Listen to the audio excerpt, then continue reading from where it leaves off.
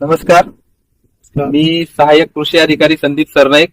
हे वॅडचे आपले प्रगतशील शेतकरी रामप्रसाद बोरकर. शेतावर आपण काही दिवसाआधी भेट दिली होती.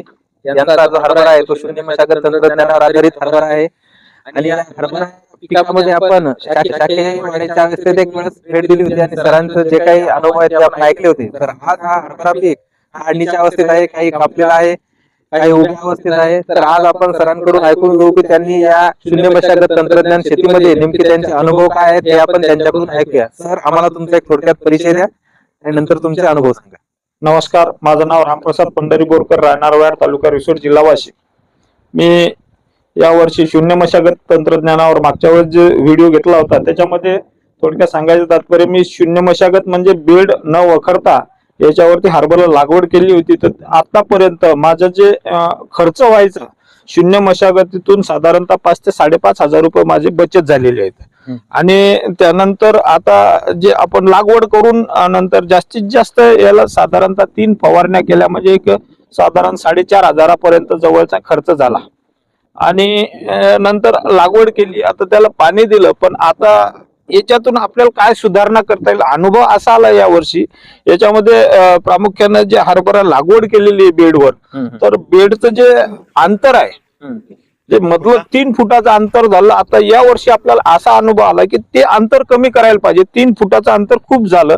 कशामुळे कमी करायला पाहिजे नेमकं? त्याचं कारण एक आहे की हे जे हरभरा लागवड केलेली 2 लाईनीचं अंतर 18 इंच होतं आणि 2 रोपाचं अंतर जे येतं प्लॅन टू प्लॅन म्हणजे जे रोपाचे जे अंतर येतं हे खूप जवळ झालेलं आहे. हे आपल्याला लांब करावं लागते, अंतर करावं लागते. त्याचं कारण एक आहे की या वर्षी आता हे जे 2 तास आहेत 18 इंचावर, तर हे आतल्या भागाला न हे करता बाहेरच्या साईडला वाका लागले. म्हणजे त्याचं कारण काय झालं, बाहेरच्या साईडला ब्रँचिंग जास्त झाल्या फांद्या, आतल्या साईडला फांद्या कमी झाल्या, आतल्या साईडला घाटे कमी झाले, बाहेरच्या साईडला जास्त झाले. त्याच्यामुळे एक साईड हरभरा झुका लागलेला आहे.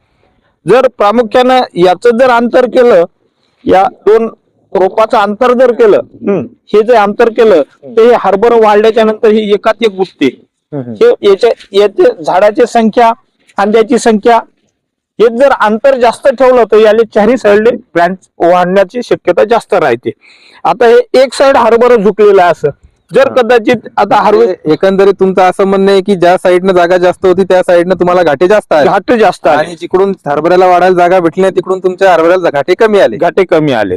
त्याच्यामुळे मग अशा प्रकारे तुमचा हरभरा एका साईडनं झुकलेले. एका साईडनं झुकलेले. तर हे जर थोडक्यात सांगायचं तात्पर्य, जसे आपण कपाशी लागवड करतो चौरस पद्धतीनं, अशा पद्धतीनं जर याच बेडवर थोडं याचं जर अंतर वाढवलं तर 100% उत्पन्न आणखीन वाढण्यास मदत होते.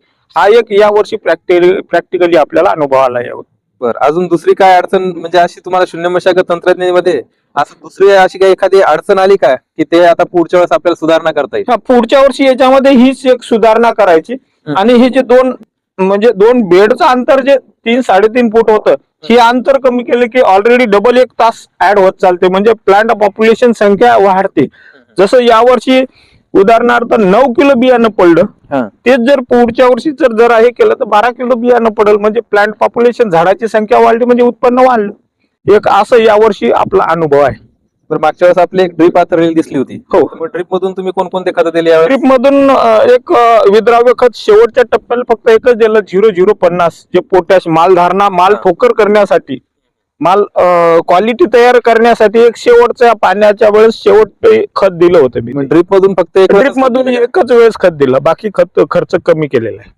आणि 3 फवारण्या घेतल्या. 3 फवारण्या घेतल्या. कोणकोणत्या अवस्थेत घेतल्या? त्याच्यामध्ये एक सुरुवातीला घेतलेली बुरशीनाशक ह्युमिक ऍसिड, आणि म्हणजे मर रोग लागू नये म्हणून. आणि प्रामुख्याने याच्यात यावर्षी असा अनुभव आला की बेडवर असल्या कारणास्तव पाणी जास्त जरी झाला तर बेडवर पाणी थांबत नाही, साईडले झुकलं, त्याच्यामुळे बुरशी लागलीच नाही, कुठेही मर रोग आढळला नाही. दुसरी नंतर एक फ्लावरिंग स्टेजला दिली आणि एक घाटे अवस्थेला दिली. अशा 3 फवारण्या. ब्रांचिंग साठी काही तुम्ही औषध वगैरे वापरलं? हो, त्याच्यामध्ये फुटवे जास्तीत जास्त व्हावं या दृष्टिकोनातून एक टापुली नावाचं औषध वापरलं. अजून दुसरं काही खताचं व्यवस्थापन तुम्ही केलं होतं का? तेवढं एकच? नाही, तेवढं एकच केलं. बाकी वरून दिलेले आपण नॅनो DAP फवारणी केली होती याच्यावरती. Nano DAP. एकंदरीत आता तुम्हाला असं वाटतं का की तुमचं उत्पन्न हे शेजारी प्लॉट पेक्षा जास्त येईल? जास्त 100%.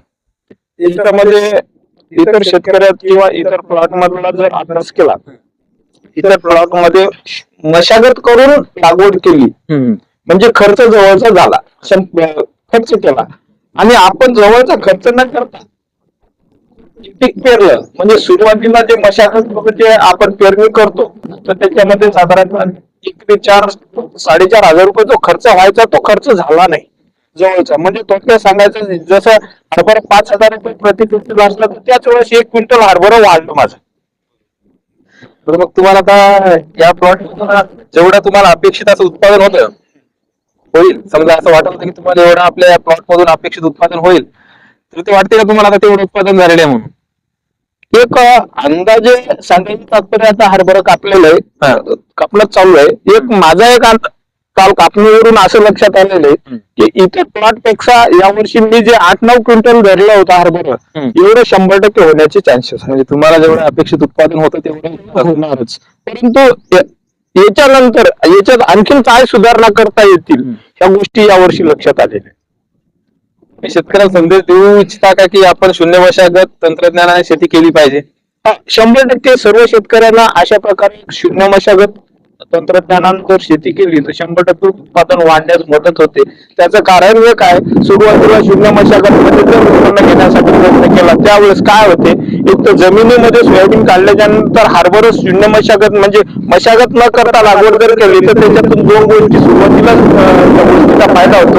एक म्हणजे जमिनीमधली ओल असणारी त्या पिकाला मदत होते, आणि जर जमीन वखरली तर त्यातली ओल ही बाष्पीभवन होऊन म्हणजे निघून जाते आणि जमीन कोरडी होते. म्हणजे पाणी एक एक्स्ट्रा द्यावं लागते, त्याच्यामुळे ते पाण्याची बचत होते. दुसरी गोष्ट, जे सोयाबीन पेरलेली असते सोयाबीनचे जे म्हणजे खोडवा असते त्या खोडव्याला जे नायट्रोजन फिक्सेशनच्या जे गाठी असतात नायट्रोजन साठवून ठेवण्याच्या, त्या जर गाठी जमीन जर वखरली तर त्या गाठी फुटून हवेमध्ये नत्र जाते, आणि जमीन जर न वखरता हरभरा लागवड केली तर त्या गाठी जमिनीमध्येच राहतात आणि या हरभऱ्याच्या गाठी त्याचं अन्नद्रव्य घेतात. म्हणजे थोडक्यात सांगायचं तात्पर्य तुम्हाला खताची आवश्यकता लागत नाही. तर हे आपले प्रगतशील शेतकरी होते रामप्रसाद बोरकर यांनी जे शून्य मशागत तंत्रज्ञानावर आधारित जे आपल्या हरभरा पिकाचा अनुभव आपल्याला सांगितला, त्यांनी कशा प्रकारे पिकाची लागवड केली, कशा प्रकारे त्यांनी पिकाचं व्यवस्थापन केलं. तर मी तुम्हाला धन्यवाद देतो. नमस्कार.